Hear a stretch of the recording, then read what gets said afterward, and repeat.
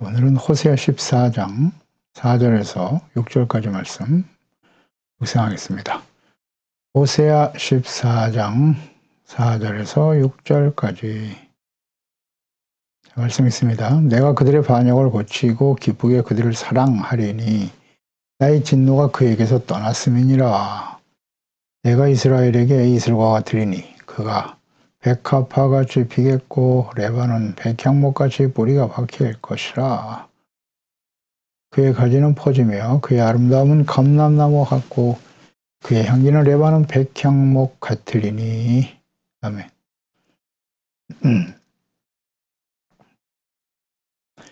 징계는 하나님의 눈물 어린 사랑이다.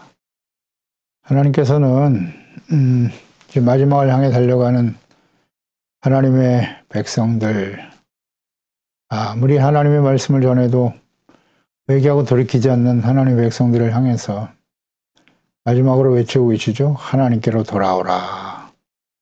그러니까 그들은 하나님께 등을 돌리고 우상을 향해 달려가고 있었습니다. 불의하고 죄악된 길에서 돌이켜 회개하고 하나님을 경외하는 거룩한 백성으로 회복되어질 것을 간절히 외치고 계시죠.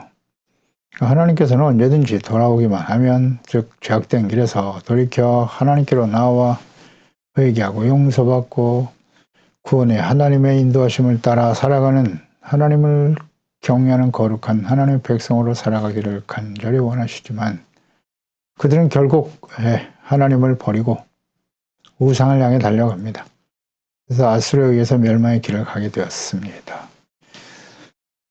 이 호세아서가 중요한 의미를 갖는 것은 그 이후에 동일하게 그 길을 가게 될 유다, 또 그 이후의 모든 시대, 특히 마지막을 향해 가는 이 시대에 우리에게 주시는 아주 소중한 교훈의 말씀이 있기 때문인데요. 북이스라엘의 멸망의 과정, 마지막을 향해 가는 이 과정은 마지막 국률이 없는 하나님의 심판을 향해 달려가는 하나님의 백성들, 모든 시대에 하나님의 백성들에게 주는 교훈의 말씀이거든요. 특히 예수 그리스도의 재림과 마지막 심판이 예정되어 있죠.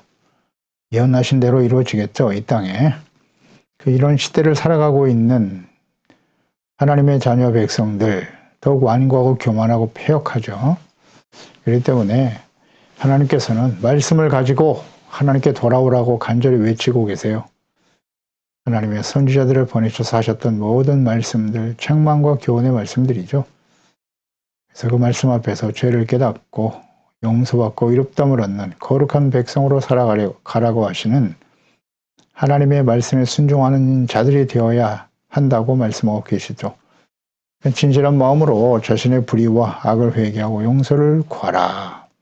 그리고 이제 하나님께서는 이들을 징계와 연단의 과정을 지나야 할 것을 이제 계획하시고, 그러나 그것이 끝이 아니라 그 이후에 회개에 합당한 열매를 맺어야 될 것을 강조하고 계십니다.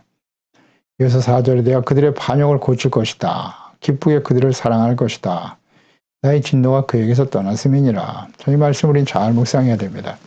이 4절 말씀 하나만 딱 놓고 우리가 생각해 보면 하나님께서는 이스라엘 백성들을 기쁘게 사랑한다. 진노가 그에게서 떠났다라고 말씀하고 계시지만 또 반역을 고칠 것이다. 어떻게 이 과정, 그 이전의 과정을 충분히 우리가 묵상을 해야 이 말씀의 의미가 무엇인가를 바르게 깨닫게 되는 것이죠. 무지하고 패역한 완악한 이스라엘 백성들에게 끊임없이 하나님께서는 선지자를 보내사 책망과 회개의 말씀을 전하셨죠. 그런데 돌이키지 않기 때문에 이제 공의 심판을 향해 달려갈 수밖에 없다는 거예요. 하나님의 공의가 작동될 수밖에 없는데, 그래서 이런 과정을 통해서 징계와 또 시련, 연단 이후에 비로소 그들이 거룩하고 이런 하나님의 백성으로 회복되어질 것이다. 다시 말하면 징계와 시련과 환난을 당하게 하시는 목적, 하나님의 뜻이 이와 같다는 거예요. 이런 시련과 연단을 거쳐서 반역을 고치고 기쁘게 그들을 사랑하시겠다 라고 말씀하고 있는 것이죠. 하나님을 배반하고 거역하고 돌아오지 않고 우상과 힘있는 이방 나라들을 믿고 의지하는 이스라엘, 그들이 징계와 환난, 시련, 연단의 과정을 거쳐 이와 같이 변화될 것을 말씀하고 계시는 거예요. 하나님께서는 하나님의 백성들에게 때로는 시련과 징계와 연단의 과정을 지나게 하신단 말이죠. 그 목적이 무엇인가? 시련과 환난에 나타난 하나님의 뜻이 무엇인가? 이거 모르면 안 됩니다. 우리가 완벽한 사람들이 아니에요. 우리가 세상에 살면서 여러 가지 예기치 않는 시련과 어려움들이 있을 수 있는 거예요. 이런 일들을 만날 때 우리는 하나님 앞에 이것을 뿌리에 바로 받아들여야죠. 그래서 잘못된 거 있으면 버리고 좀 더 성숙한 모습으로 하나님께 나아갈 수 있는 계기를 삼으면 되는 것이에요. 거룩한 백성으로 회복되어질 때 하나님께서는 우리를 기쁘게 사랑하신다. 즐거이 사랑하실 것이다. 라고 말씀하고 계시죠. 죄인들과는 함께 하실 수가 없다. 물론 죄인을 주님께서 구원하시기 위해서 예수 그리스도를 보내셨어요. 그건 틀림없죠. 그러니까 죄를 겸손히 회개하고 돌이키는 자와 주님이 함께 하시는 거예요.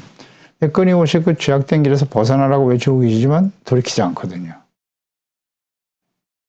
그래서 하나님은 징계의 과정을 거쳐서 그들을 회복시켜 거룩하고 이로운 하나님의 자녀가 되어 그러한 자녀들을 진심으로 사랑하신다. 따라서 징계와 시련은 하나님의 눈물 어린 사랑이죠.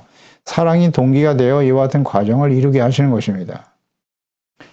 하나님의 공의의 심판은 특히 하나님의 자녀 백성들에 대한 하나님의 이 징계와 연단은 영원한 멸망의 목적이 아닙니다. 그들이 하나님께 돌아와 용서받고 회복되어 하나님을 사랑하고 겸손히 말씀에 순종하여 하나님의 사랑을 받는 백성이 되는 것, 이것이 이제 하나님의 뜻이기 때문에 이 하나님의 진노는 계속되지 않아요. 잠시 잠깐 당하게 하시죠. 베드로전서 1장 6절이야. 그러므로 너희가 이제 여러 가지 시험으로 말미암아 잠깐 근심하게 되지 않을 수 없지만 오히려 크게 기뻐한다. 너의 믿음이 확실하면 불로 연단하도 하여도 없어질 금보다 귀하다. 예수 그리스도께서 나타나실 때 칭찬, 영광, 존귀를 얻게 할 것임이니라. 아멘입니다. 우린 예수 그리스도의 재림을 기다리고 있어요. 다 믿고 있고 기다리고 있죠. 혹은 개인적으로 삶을 마감하고 주님 앞에 서게 될 것인데 이것이 우리 삶의 진실한 목적 아니겠어요? 피할 수 없는 과정이죠. 그러면 우리가 하나님 앞에 서게 됐을 때, 예수님 오실 때 어떻게 해야 칭찬과 영광과 존귀를 얻을 수 있을까요? 이게 어렵지 않아요. 구원받은 하나님의 은혜에 감사하고 주님의 말씀을 죄하러 묵상하며 죄를 버리고 깨닫고 용서받고 의롭다함을 얻고 하나님의 나라와 의의 거룩한 백성으로 살아가는 거예요. 하루하루. 그런 사람들이 하나님 앞에 서게 되는 거죠. 그런 사람은 자연스럽게 성령의 열매를 맺게 될 것이고 빛의 열매를 맺으며 살아가게 될 것이고 이 폐역하고 악한 세상 속에서 빛과 소금의 삶으로 나타나겠지요. 그러니까 온전하지 못하기 때문에 하나님께서는 이렇게 믿음의 시련을 우리에게 만나게 하신다. 연단하신다는 거잖아요. 연단.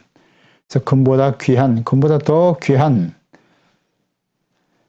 하나님의 거룩한 자녀와 백성으로 살아갈 수 있도록 하신단 말이죠. 그래서 칭찬과 영광과 존귀를 얻게 하신다는 거예요. 그러니까 연단이 없이는 온전한 믿음의 사람이 될 수 없다. 그러니까 여러 가지 시련이 다가오는 것은 우리에게 감사할 일인 거예요. 그러나 분명한 것은 잠깐 근심하게 하신다는 거죠. 베드로전서 5장 10절에도 모든 은혜의 하나님과 그리스도 안에서 너희를 부르사 자기의 영원한 영광이 들어가 계시니가 잠깐 고난을 당한 너희를 친히 온전하게 하시고 굳건하게 하시고 강하게 하시고 털을 견고하게 하시는 거다. 아멘입니다. 영원한 영광이 들어가야 할 하나님의 자녀들은 이 땅에 살아가는 동안 잠깐 고난과 시련의 과정을 지나게 돼 있어요. 그건 잠깐이에요. 이 세상은 잠깐이고 그리스도와 함께 영원한 삶을 살아가게 되는 것이기 때문에 그런 과정을 통해서 우리를 굳건하게 하시고 강하게 하시고 우리의 믿음의 터 견고하게 만들어 주신단 말이죠. 할렐루야죠. 그래서 우리는 이런 시련과 어려움이 다가올 때 감사하고 찬양하게 되는 것이죠. 이런 과정을 거쳐야 돼요. 그럴 때 하나님은 우리를 더욱더 사랑하시고 그러니까 징계가 사랑이에요. 하나님의 공의의 심판이고 사랑이다. 아멘. 그런데 우리는 하나님의 공의를 너무 싫어하잖아요. 십자가, 하나님의 공의와 사랑이 동시에 나타나 있는 거예요. 십자가 지고 주님을 따른다라고 하는 의미는 하나님의 공의를 인정하고 모든 죄를 버리는 거예요. 버리고 겸손히 죄를 자백하고 씻음받고 용서받아. 하나님의 사랑과 은혜를 소중하게 여기고 주께서 나를 사랑하신 것처럼 나도 이웃을 불쌍히 여기고 이해하고 용납하고 사랑하는 자 되어 살아가는 것이지요. 5절에 내가 이스라엘에게 이슬과 같을 것이다. 그럴 때 그가 백합화 같이 피겠고 레바논 백향목같이 뿌리가 박히고 성장하게 된다는 뜻이죠. 이슬과 같다. 이슬. 이것은 이제 우리 호세아서 6장에 보면 혹은 뭐 13장에도 나타날 때 부정적인 의미로서의 이슬. 그러니까 아침 햇살에 쉽게 사라져버리는 것 같이 이스라엘이 이제 곧 사라져버릴 것이다. 멸망할 것이다. 이런 의미로 사용하셨어요. 이슬을. 그런데 오늘 본문 말씀에 보면 이슬이라고 하는 하나님이 이슬과 같이 될 것이다 라는 의미는 이슬은 모든 식물에게 있어서 수분을 제공하죠. 그래서 식물을 자라게 하는 역할을 하게 되는 것이에요. 이처럼 하나님께서 이스라엘에게 하나님의 은혜, 죄사함의 은혜, 연단 이후에 하나님이 그들에게 생명의 생수가 되어주신다. 예수님께서도 내가 곧 생수가 된다, 생수다, 영원히 목마르지 않은 생수라고 말씀하기도 하셨죠. 이슬, 생수, 이것은 생명의 근원이에요. 그러니까 생명을 공급해 주시겠다는 것이죠. 그래서 식물을 자라게 하는 역할로서의 이슬, 그러니까 하나님의 은혜와 축복이 하나님의 백성들에게 풍성히 공급되어질 것이다. 죄를 버리고 이로운 하나님의 백성으로 회복되어졌을 때 하나님이 주시는 약속이고 우리에게 시련과 연단의 과정을 지나게 하시는 하나님의 뜻이라는 사실.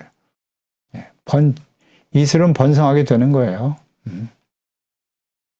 그래서 창세기 27장 28절에도 보면 하나님은 하늘의 이슬과 땅의 기름짐이며 풍성한 곡식과 포도주를 너에게 주시기를 원한다라고 말씀하셨고요. 신명기 32장 2절에도 보면 내 교훈은 비처럼 내리고 내 말은 이슬처럼 말이 이슬처럼 맺히게 된다. 연한 풀 위에 가는 비 같고 채소의 단비 같다. 주님의 교훈, 하나님의 말씀은 처럼 이슬처럼 채소 위에 내리는 단비와 같은 말씀이 된다. 하나님이 이와 같이 단비가 이슬이 되어서 하나님의 자녀와 백성들을 영적으로 성숙하게 하고 온전하게 하고 생명을 더해 줄 것이다 라는 말씀의 의미겠죠. 그러니까 이슬이 하나님이 이슬을 공급하시기 때문에 생명과 은혜를 공급하여 주시니 백합과 같이 핀다.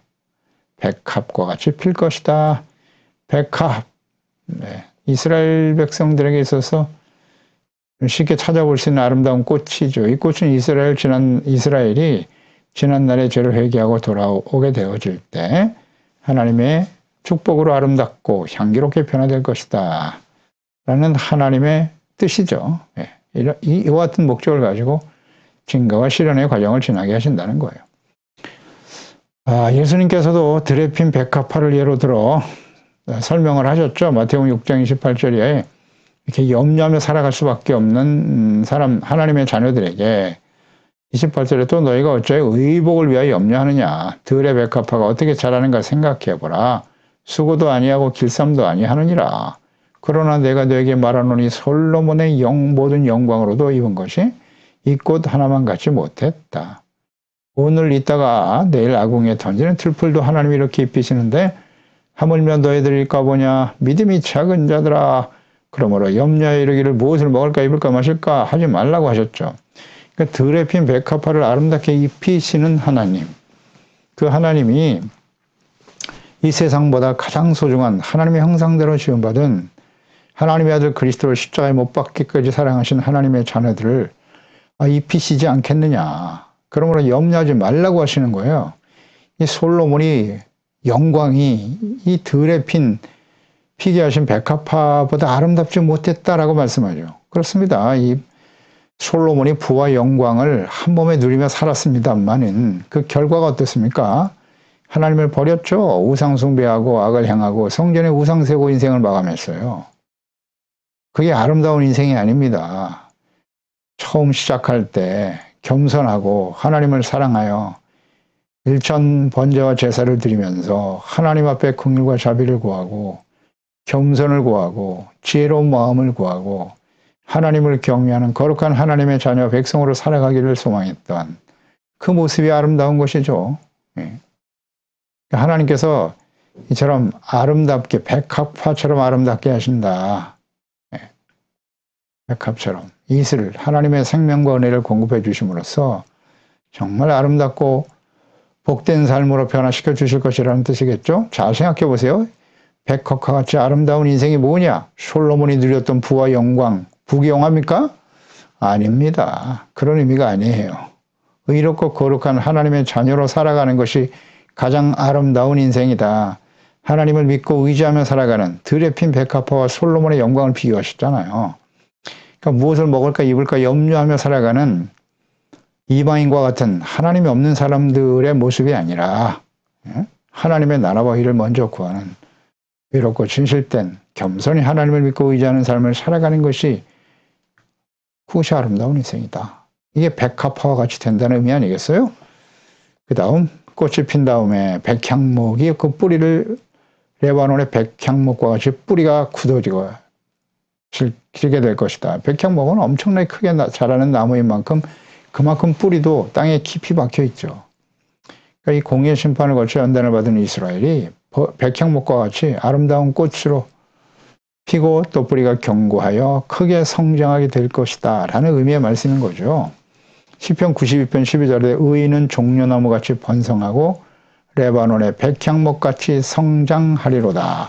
그러니까 백향목은 성장을 의미하는 것이란 말이에요. 그러니까 시련과 연단의 과정을 통해서 하나님의 자녀의 백성들은 어떻게 된다? 뿌리가 견고해지는 거예요. 베드로전서 5장 10절 말씀처럼 잠깐 근심하는 일들이 일어나고 시련과 어려움이 다가올 수 있지만 이를 통해서 우리를 더욱더 굳게 하시고 견고하게 하시고 강하게 하시는 거죠. 영적인 성숙을 이뤄가는 과정이다. 연단되어지기 때문이에요. 죄를 버리고 의롭고 거룩한 온전한 순수한 믿음을 가질 때 그 믿음이 우리를 강하게 하는 거죠. 우리가 하나님을 믿고 의지할 때 하나님께서 우리와 함께 하시기 때문에 강해지는 거고. 6절에 보면 그의 가지는 퍼지게 될 것이다. 번성이네요. 견고하고 번성하게 하시는 하나님의 뜻이 나타나 있죠. 그의 아름다움은 감람나무 같고 향기는 레바논 백향목 같다. 가지는 퍼진다. 번성하게 하실 것이라는 약속이죠. 하나님께서 요셉과 그의 지파들 후손들에게 주신 축복의 약속이 창세기 49장 22절이죠. 요셉은 무성한 가지 곧 샘 곁에 무성한 가지라 그 가지가 담을 넘었도다 그랬어요. 요셉의 아들인 므낫세와 에브라임이죠. 에브라임 이름 자체가 번성이라고 했어요. 그래서 크게 번성하게 될 것을 약속하셨고 말씀대로 이루어 주셨어요. 번성하게 된다. 이스라엘은 크게 번성할 것이다. 그렇습니다. 우리가 다 번성을 좋아하죠. 성장하고 번성하는 거 되게 좋아하는데 어떻게 해야 그렇게 가능해져요?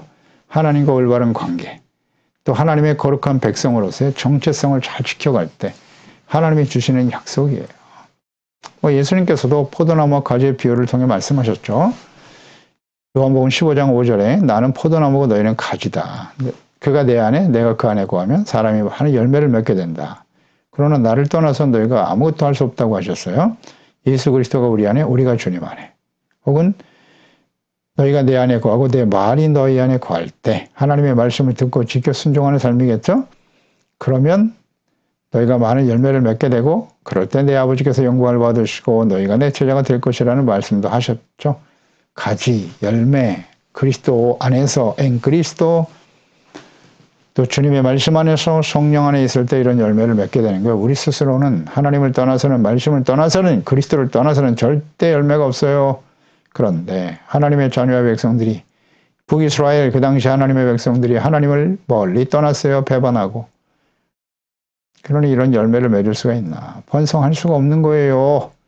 오늘날도 마찬가지입니다. 이것은 절대 진리예요. 예수님을 떠나고 말씀을 떠나고 성령님의 인도하심을 받지 않고 우리는 번성할 수 없어요. 영적인 성숙을 이룰 수 없어요.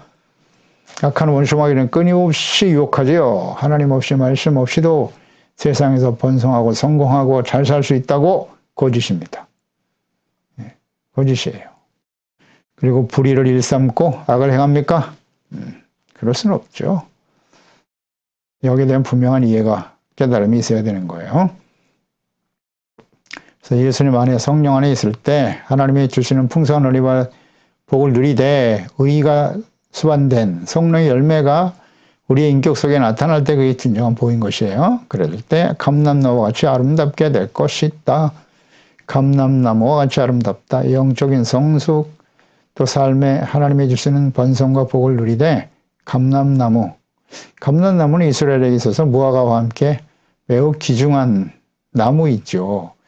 감람 열매는 식용으로도 사용됐죠. 그 기름으로도 사용되는데 특히 이 기름은 제사장들의 관유로 쓰이기도 하고 그 감람유로 성소 안에 지성소 안에 등불을 밝히는 데 사용되기도 했죠. 그러니까 생활 속에서도 꼭 필요한 감람나무, 또 성전에서 불을 밝히는 데 있어서 담될 소중한 나무였다는 거죠. 그러니까 하나님과 또 세상에서 하나님을 섬기는 일과 하나님을 경외하는 일과 세상에서 하나님의 자녀로 살아가는 데 있어서 꼭 필요한 존재가 되는 감람나무와 같은 아름다운 인생이 된다는 거죠. 이건 소중합니다. 이스라엘이 이렇게 될 것이다.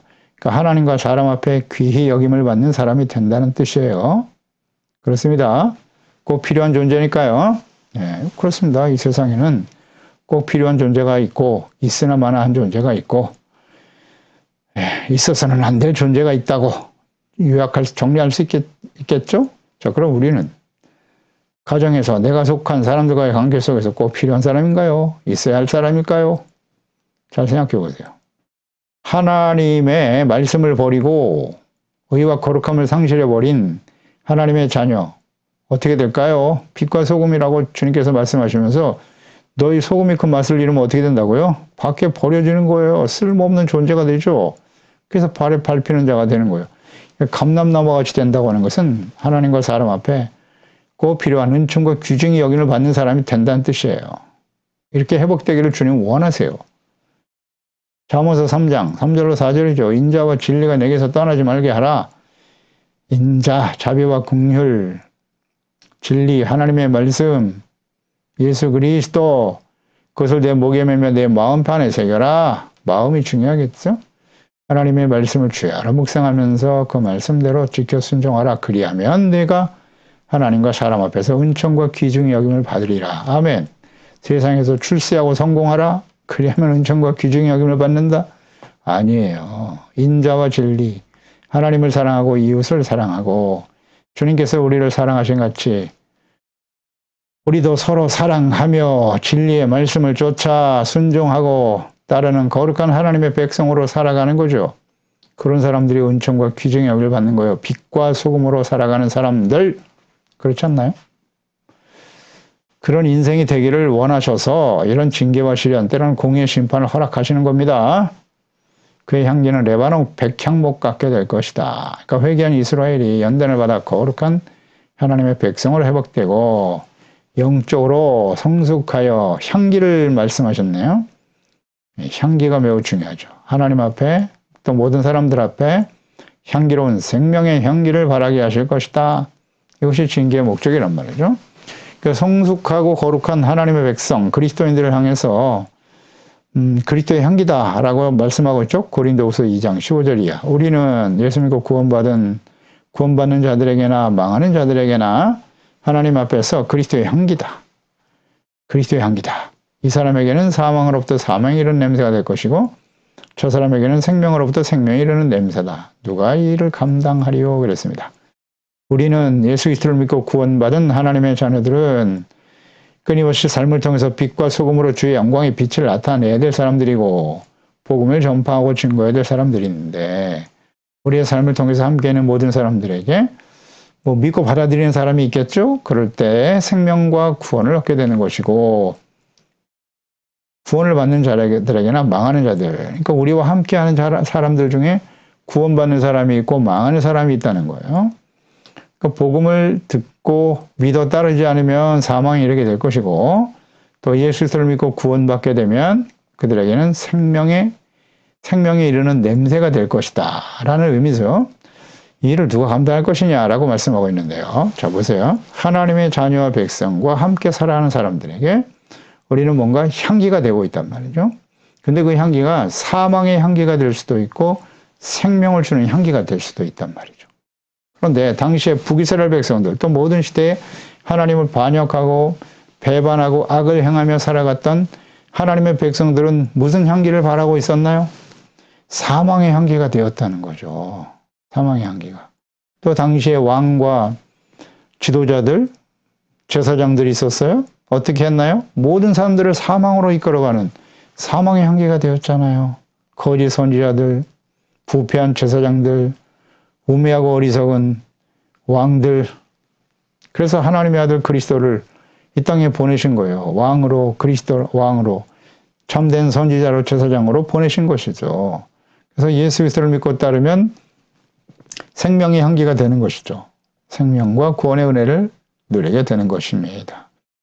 그러니까 우리를 이제는 왕 같은 제사장이요. 우리가 이제 그리스도인들이 거룩한 하나님의 백성이잖아요.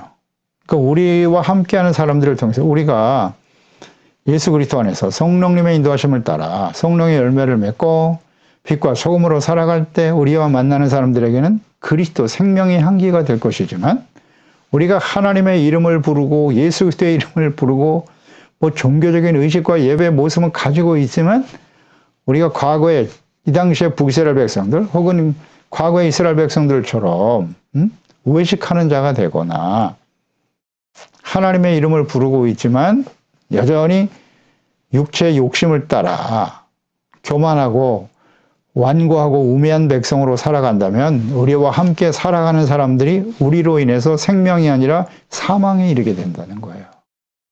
실제로 하나님께서 예언하신 말씀과 또 역사적으로 성취되었던 예언의 말씀들을 보세요. 이스라엘이 거룩한 백성으로 바르게 세워질 때 주변의 모든 나라들이 하나님을 알고 하나님을 경외하는 역사가 일어나지만 이스라엘 백성들이 부패하고 타락하면 제사장이니까 중보자잖아요.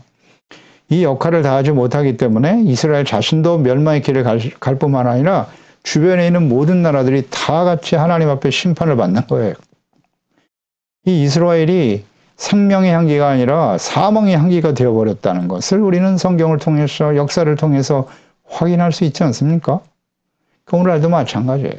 교회와 그리스도인들이 지금 오늘날 이 세상에 있는 사람들에게 생명의 향기가 되고 있나요? 아니면 사망의 향기가 되고 있나요? 분명하지 않습니까? 하나님과 그리스도를 욕하고 교회를 박해하고 그들을 사망에 이르게 하는 겁니다. 사망에 이르게 하는 거예요. 그럼 책임은 누구에게 있을까요? 오늘날 교회와 그리스도인들이 빛과 소금으로서 역할을 다하지 못하면 의롭고 거룩한 진실한 하나님의 자녀로 살아가지 않는다면 생명의 향기가 아니라 사망의 향기가 될 수 있다는 사실을 항상 생각해야 합니다. 잘 생각해 보세요. 이 말씀을 통해서 우리 묵상해 봐야 합니다. 나는 우리 소중한 가족들에게 함께하는 사람들에게 그리스도의 향기가 되고 있습니까? 생명의 향기가 되고 있습니까? 하나님께서 이와 같이 생명의 향기가 되지 못하는 백성들, 하나님의 백성들을 이렇게 연단하시는 거예요. 그래서 우리에게 징계를 주시는 거예요. 이런 시련과 환난을 통해서 죄를 버리고 진정 하나님이 즐거이 기쁘게 사랑하는 거룩한 하나님의 자녀들이 되기를 정말 원하세요. 그래서 우리에게 생명, 하나님의 사랑의 이슬을 계속 공급하셔서 아름다운 꽃을 피고 그리스도 안에서 아름다운 열매를 맺어서 많은 사람들에게 생명과 기쁨의 향기가 되고 하나님의 사랑과 예수 그리스도의 은혜를 전하며 나누는 삶이 되기를 간절히 원하시는 겁니다. 우리는 그와 같은 삶을 살아가고 있나요? 기도했습니다. 하나님 아버지 감사합니다. 오늘도 제 말씀 통해서 하나님께서 이스라엘 백성, 특히 호세아 마지막 장이죠. 회개하고 돌아오라고 하나님께 돌아오라고 간절히 외치고 계시죠. 그러나 이 말씀을 들었지만 그들은 하나님께 돌아오지 않았어요. 어떻게 되었나요? 아수르에 의해서 멸망의 길을 갈 수밖에 없었는데요. 하나님께서는 그런 과정도 허락하시죠. 과정도 허락하시면서 징계와 연단의 과정을 통하여 그들이 이제는 죄를 깨닫고 버리고 하나님께 돌아와 하나님의 즐거이 기뻐 사랑하는 자녀들이 되기를 원하시고요. 또 하나님의 은혜와 생명의 은혜죠. 하나님의 말씀을 새롭게 하여 보내주심으로써 저들이 이 세상의 모든 사람들이 아름다운 생명의 향기가 되게 하시고 더욱더 믿음의 뿌리를 견고하게 하시고 하나님의 구원의 은혜를 감사하며 찬양하며 증거하는 복된 삶이 되기를 간절히 원하시죠. 이것이 하나님의 자녀 백성들에게 하나님께서 징계와 시련을 당하게 하시는 목적이 아니겠습니까? 이러한 분명한 하나님의 뜻을 깨닫고 주여 이 점점 어두워가는 이 시대에 말이죠. 오늘 말씀을 듣고 있는 우리 소중한 지체와 가족들, 우리 자녀들만큼이라도 이 약하고 패역한 세대에 맛을 잃은 소금이 아니라 불 꺼진 등불이 되지 않게 하시고 성령의 열매, 빛의 열매를 맺어 주님과 또 살아계신 예수 그리스도 안에서의 이 생명의 향기가 되어져가는 우리 모두가 되도록 은혜를 주옵소서. 예수님의 이름으로 기도드립니다.